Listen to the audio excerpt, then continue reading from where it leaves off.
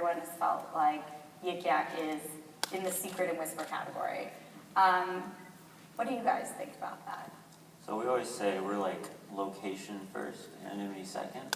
Really, the best thing on our app is the instant community you have, and we use location to facilitate that. And then anonymity second. So it might be more, I'd say maybe group us in more on Twitter versus all the anonymous. I think the reason for the anonymity is probably different too. Like the reason why people are anonymous on Yik Yak is that we wanted a level playing field for content.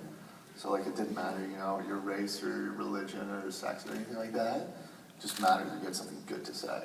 Because we thought, you know, yeah, we can make it hyper-local, but then people are just going to make usernames and we're going to run into the same problem that we wanted to solve, which is that, you know, the drollist is going to have, and like everyone's going to think that his content's the best, and you end up being judged differently.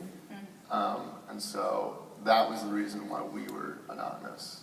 You know, where I think other apps may choose to be anonymous for other reasons. Yeah, and you can see the difference in our names. You know, our name is much more like chit-chat, or the idea we wanted was chatter behind the name, versus, you know, something that hints more at a gossip or a confession. We're more about just chit-chat and conversation. The name chat mistaken. You couldn't like spell it with like an EE or do the startup Yeah, take out the vowels, yeah. 3 T's maybe. So I feel like the content on the app still ends up resembling some of the anonymous competitors like Whisper and Secret. And when you look at it, there are, you know, the sex confessions and the boredom confessions and the things I did last night. And do you guys feel like you want the content to move in a different direction? Or am I misreading what I've seen when I've peeked in?